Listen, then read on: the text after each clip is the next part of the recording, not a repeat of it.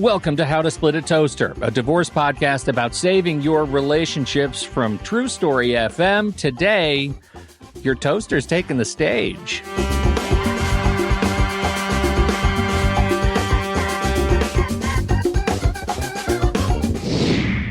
Welcome to the show, everybody. I'm Seth Nelson. As always, I'm here with my good friend Pete Wright, and it's Listener Question. It's Listener Question. This is one, Seth, that has been hanging out in our listener question file for some time for this reason. I'm going to go ahead and read it. This comes from Veronica, who has this question. I just listened to the mental illness in the marriage episode. My co-parenting relationship started out amiable and cooperative, but completely fell apart over the care and custody of a mentally ill child. I'd love to hear an episode about this. Well, Veronica, today is your day. Yeah, and Veronica, sorry it took us so long to get to your question, but we thought it was so important, and you asked for an episode, and it's certainly worthy of a full episode. That's why it took us a little while, so I apologize for that. This is one of the most difficult types of parenting cases, child custody cases, any term that your state uses, you can have. It's hard enough to have parents agree on how to care for a sick child in the best of times. Yeah. When you are in a co-parent relationship, whether that is you're married and sometimes the marriage breaks down over how you deal with a child with mental illness or physical disabilities or anything else. Sometimes when you're divorced and you're not living under the same roof, and children require as much consistency as possible, man, is that hard. Yeah. Right? Yeah. So it's heart-wrenching. It's extremely difficult. And everything, I think, Veronica, that we're going to say on the show, you probably already thought of. But you need a co-parent on the other side to be a willing partner in this. And also, and this is especially hard, sometimes we just don't know what's best. So if doctors are giving advice, we try to follow that advice, but sometimes it doesn't work or it's wrong. And then they go to step 2 and then let's try step 3. And maybe step 3 takes hold for a little bit and then wanes. And then we're on to step 4. So there's no good answers here. Most of what we're going to say, like I said, you've heard before, you've already thought of, and that's about how you communicate and what you can do to do your best to be as consistent as possible. Well, and the question for me starts with the relationship started out amiable and cooperative, but fell apart over the care and custody of this child. I'm curious what you read into that statement, because to me, it sounds like it might be just the conflict or the friction of co-parenting post-divorce and maybe the struggle of a lot of things that we've been talking about, you know, how to co-parent and how to manage the details of a child's life. Yeah, well, part of dealing with a kid that has mental illness is the parents readjusting their expectations, hopes, and dreams that they, frankly, put on the child. Right? We all are hoping for a happy and healthy child. And when, for whatever reason, they don't fall within the norm, which is a range, right? Or they have special needs, we have to readjust, right? Because no one ever says, oh man, I hope I have a special needs kid, right? It's something that is thrust upon you. And so part of that readjusting and trying to get your child to be the best that they can be and as self-sufficient as they can be with the cards that they have been dealt in this thing called life can be a struggle in and of it yourself. And some parents can't cope with that. They, you know, the one that is in denial, because there's a grieving process going on with that. So if one parent's in denial, no, this isn't happening. No, I don't want to label my child.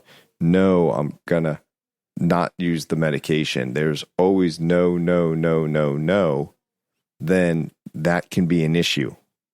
And the other one is farther along in the process, like, man, we need to get help. I've been seeing this for a while. So part of that is just adjusting in and of itself. And that can be a breakdown in the parent relationship because you're at different areas of acceptance on this very difficult issue. What are the systems? I think I know the answer to this question already, but are there systems in the divorce process to help parents dealing with kids on the variety of mental health spectra to help better understand or give tools for how to communicate in this scenario? Do you build this into a parenting plan? Yeah. So when you have a special need kid, if you're going to trial, that's something that actually gets the court's attention.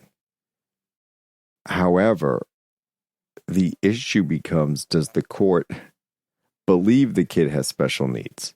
If one's saying no and one's saying yes, and it's a battle of behavior, and the kid is 5 years old or 6 years old and maybe not have a formal diagnosis, then you're arguing over whether there's an issue or not.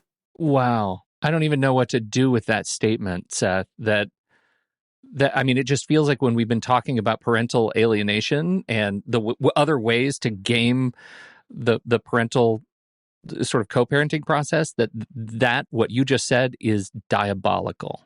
Yeah, it's absolutely horrible. And sometimes you have to bring in evidence to court, information that you're getting into the court record when you're in trial. Therefore, it's now evidence that the court can consider, that I usually advise clients not to obtain a video of your kid when they are totally breaking down and doing things that are outside the norm. Then if you have that videotaped information that I get into evidence, the court's going to see it, but you're opening up yourself for attack by the other lawyer to say, your kid was breaking down and you made the decision to video it for evidence? To make a video. Right? And the answer is yes. And then on redirect, when I'm talking to my client, is, what led to that decision? She's like, because no one believes me. And I wanted to show you what I see on a daily basis. And yeah, out of the 30 times that this has happened in the last 90 days, one time I videoed it. Yeah, right. Right. So you're in court, you get that. Experts are key in this because they're going to come in and talk about it. Here's what happens. Here's what the kid needs. Then it's your job as the lawyer to show that your client can provide it. So the only way, if the other parent isn't going to do it and stick to the plan, right? The only way to limit that negative aspect of parenting, because the kid needs such structure, is to limit the time with the other parent. Then it becomes custody. That becomes a full-blown trial. I imagine you've seen it swing both ways in terms of kids getting what they need out of a custody trial. Does it feel like the trend, the arc of history tends to bend toward good health and healing and a good thriving life for the kids, or is it really just all about what game you play in court? I think the arc in non-special need kids goes to the parent that isn't causing, quote unquote, the problems, has a better long-term relationship with the children. If you're bashing your co-parent in front of your kid, every time you say something negative, you might as well say, I don't want to have a good relationship with you when you're in your 20s and 30s. That's what you're telling your kid when you bash the other parent, right? And I've seen that over and over again. Kids figure it out, and they figure it out quick. And they figure it out before you realize they figure it out. Now, when you have a special need kid that maybe is nonverbal, right? So has to show their love and affection in a different way. Maybe they are on the spectrum and relationships and showing their feelings is more difficult. So that becomes less about the parent-child relationship and more about what do we do to care for this kid, right? So here's some things you can do, right? First off, you make requests. You're not making demands. I think this is what we should try. Here's what I have set up at my place. Get a Google Doc. So there's just an abundance of communication. Get the Google Calendar. Get it where you can show what medications they've taken, what they've eaten, what has set them off, if it's a noise or if it's a allergy or if it's, I mean, like I said, I'm not telling anything that she hasn't heard already or thought of. Yeah, right. But right. you have to over communicate when you have a special needs kid, not under communicate. And ultimately, if they're not on board, you're going to stick to what you're sticking to at your place. And I get and appreciate that when your kid comes back to you, it takes you 48 hours to get them back on track. And the next thing you know, they're going back over to the other parent. And it's going to get all messed up again. Right?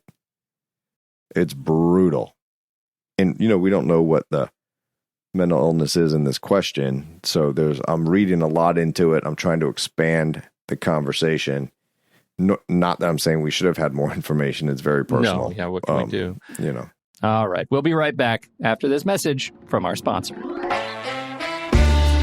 Seth, according to the National Institute on Alcohol Abuse and Alcoholism, about 10% of children live with a parent with an alcohol use disorder. It's just tragic. Pete, we hear this statistic all the time. At the end of the day, the courts don't care about the statistic. The courts care about keeping kids safe. And when I mean safe from a party who truly suffers from an alcohol disorder or is being wrongly accused of having alcoholism or some other alcohol disorder. It's easy and it saves you money. Instead of he said, she said, there's SoberLink. SoberLink is fantastic, and they are a fantastic partner to this show. So what is SoberLink? SoberLink is a device. It's like a breathalyzer, but it is more. You blow into SoberLink whenever you want to prove in real time that you are safe to be with your kids at carpool, at drop-off, at handoff, whenever you're going to be driving. You blow into SoberLink. It uses facial recognition to prove that you were the one blowing at the time that you are taking the reading. It sends it off to the people who need to know, people involved directly in your case, not to be used for publication, not to be used for social media. This just goes to the people who matter most for your case as you are collecting data. SoberLink remote alcohol monitoring has helped over 500,000 people prove their sobriety and provide peace of mind during parenting time. And Seth, word on the street is courts love it. Yeah, and it's not just when you're getting in a car. Let's be clear. People can say, never gotten a DUI. What's the issue? Well, the issue is once you're home at 5 o'clock and you're no longer driving, but you're going to start cooking and having a glass of wine, and that glass of wine turns into 2 bottles. That's now an issue. So it's not just getting in the car. It's when the children are in your care, custody, and control, are you focused on them and not using alcohol? Independent, third-party, real-time verification to support your case. I haven't been drinking. Here's the proof. Those are the words that lawyers and courts love, but here are the words you're going to love. You can save $50 off your device and get started right away at soberlink.com/toaster. That's soberlink.com/toaster. Thank you to SoberLink for sponsoring this show.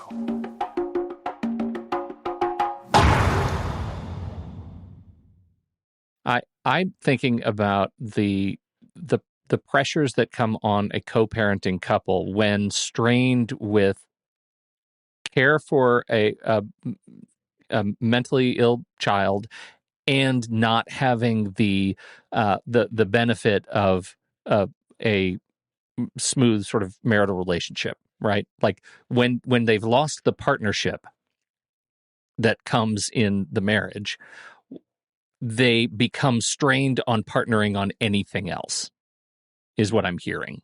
Yeah. And it's going to put a strain on you financially, right? Because most kids with special needs, those special needs are going to cost money to try to address. And now it's like, well, we're a 2-person income household, and now do we need to go down to 1 because we need a parent really to raise this child and be all hands on deck, right? And then how do you get a break, right? And now we have less money, but we have more expenses, but at least we don't have the additional expenses of care. We need continuity of care, but now you are split up. Really? one parent's going to say it's okay that you stay home full time and I pay you alimony and you're raising the child that I barely ever see and all I'm doing is going to work. That's a tough sell. So it gets pretty complicated pretty quick. It just makes me think of some years back, I made a short film about a family dealing with just this and their routine at night. I did not meet the child. He was a teenager. I did not meet the child until yet in the home environment. So I got the tour of what the home environment looked like while the child was with caregivers at school. And every day, Mom had to go around to every door, and they had giant wrought iron gates affixed to every internal door with deadbolts high up near the ceiling. They had deadbolts inside the house that they had to fortify and lock down and take the keys and hide the keys, because every day, every night, the kiddo had a lot of energy in the middle of the night, and they found he would go exploring, and he would tear up the kitchen in the middle of the night, or he would leave the house and run. And they lived in farm property and they would, risk losing him. And I think about the fortress of what they had to create in the home. And I think, how do you possibly co-parent in that environment when you lose half your partnership? And in this case, they had two other kids who were not dealing with a mental illness. That's what I was thinking. Like, what happens to that other kid that's sleeping when he wakes up in a nightmare? Yeah. And wants to go crawl into mom and dad's bed. All the doors, everything's locked, dead-bolted. They're in a fortress. Right. And so these are tough decisions. And how do you make sure that your other kids don't feel abandoned by you because you're always caring for the child with the disability? How do you give them the time that they need? How do you divide up your time, right, to have a one-on-one with the child with a disability, assuming that one parent can handle the child with the disability? Sometimes it takes two, right? Right. And that was in this isolated experience, that was one of the stories that came out in this, that mom is at home and taking care of her son at home alone. When the child goes to school, the state has resources, full-time aid, walking to and from classes. All the classes have extra aides in them. So there's a whole team of people that work with the child at school. At home, it's a very different and isolating story. Right. And all those resources you talked about, Pete, are amazing. This family got them because that all comes from a federal law called the Individual Disability Education Act, called IDEA for short. A lot of people have heard of IEPs. Those are individual education plans. Those come from the IDEA. That's what that federal law says. The federal law says to the states, if you want federal dollars for education, then you are required to provide a free and appropriate public education, known as FAPE, free appropriate public education, to children that have special needs. And the way you do that is you create an individual education plan. And there's a plan meeting and you talk about everything. So you get to that meeting and everybody's supposed to be on the same page and everything's supposed to be doing what's best for the kid. And when you say, I need an aid, the state or local school board says, we can't afford it. And you're like, I don't care. That's not my problem. Figure it out. You get federal dollars. And that in and of itself is a tough battle. And then, what if any aid can you get at home? What the IDEA allows for education past 18. So there's a lot of moving parts there. And then you add on top, one parent thinks that the child should be medicated and the other one doesn't. Well, this leads to sort of a hornet's nest that we've talked about in the past, right? Medications, vaccinations, any sort of continuity of care that fall into ideology. Right. And then you're ultimately going to court if you're not agreeing on this stuff on ultimate decision making. Who's going to be the decision maker? And if you're not going to give the medication, then maybe that child isn't with you. So that gets back to, I think, the central question, at least in my head when I think back to Veronica's question here, is when the relationship falls apart, What do you need to ask of your legal team, of your attorney, in terms of supporting the sort of co-parenting or dissolution of the co-parenting relationship? The best ways to try to communicate to rebuild it if you can. And if you can't, it's a little bit of lead, follower, get out of the way. Right? There's no good answer here. Because your attorney can't make the other person be a good co-parent. The judge can't make the other person be a good co-parent. What the judge can do is give you ultimate decision making and limit the time. So these cases just go down to our judicial system is not set up to solve these problems. Veronica is going to stop listening to this show. Yeah. We're not helping her at all. Yeah, but I think it just illustrates exactly your point that there are things that are beyond the legal podcast, right? There are things that are beyond the system. And to your point, it's not set up to accomplish this for a lot of people. Yeah, and I don't know what state she's in. I don't know what the laws are. I don't know what the child's disability is. I don't know how the relationship broke down. There's a lot of what ifs, what happens to fill out here. But usually kids that are special needs, the biggest thing they need is consistency. And it's hard enough in a house. When you're living together, it gets dramatically harder when you're living apart. That's not a very high place to leave us in this podcast, Seth. I feel like you left us on a real downer. Well, we don't have to end the show now, Pete. We can crack some dad jokes. Do we have some good jokes we could tell? Yeah, bottom line is, you know what's great? I'm going to find the silver lining here is that Veronica is listening to the show, and Veronica has found, I think, a silver lining. If I know, my experience is very limited, but what I do know is that there is a lot of love around kids with special needs in a lot of places, and I think finding the little nugget of love and joy that you have in your relationship with your child is the target, right? That's the special place. 100%. And I will also tell you that in my experiences, when you bring your kid to the playground and they have special needs, the kids aren't the problem. It's the parents of the kids in the playground that are the problem. And I truly believe in this day and age that the young kids, we can complain about them being on their electronic devices and not having human interaction as much as we had when we were kids and the importance of that. But I do believe they are more open-minded about a whole host of issues, including special needs kids and mental illness. You know, I know my son would talk freely because his friends would talk freely about, oh yeah, I'm seeing a counselor. Here's what I'm dealing with. Or I'm on this medication because I have anxiety, which a lot of youngsters have, unbelievably. Or I suffer from depression. Like a lot of those conversations are happening out in the open that were not happening when you and I were children. Veronica, thank you for sending in this question and giving us an opportunity to talk about it. And, I hope in the absence of super concrete direction and silver bullet solutions to the legal system, I hope we've given you some things to think about and some potential directions to move in your co-parenting relationship. And Pete, I don't think I've ever said this on the show. Veronica, my heart goes out to you so much. You know how to get a hold of me. Google it. How to split a toaster. You know how to find us there, but nelsonlg.com. Get on my calendar for a quote-unquote free consult and see if I can help you out in any other way. There you go.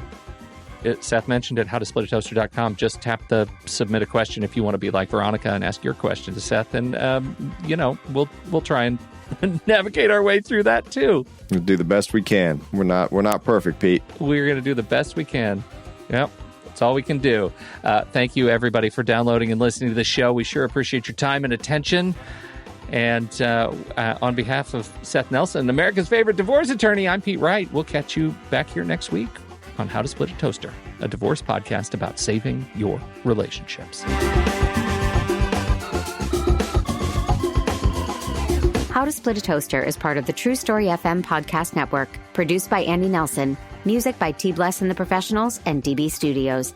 Seth Nelson is an attorney with NLG Divorce and Family Law with offices in Tampa, Florida. While we may be discussing family law topics, How to Split a Toaster is not intended to, nor is it providing legal advice. Every situation is different. If you have specific questions regarding your situation, please seek your own legal counsel with an attorney licensed to practice law in your jurisdiction. Pete Wright is not an attorney or employee of NLG Divorce and Family Law. Seth Nelson is licensed to practice law in Florida.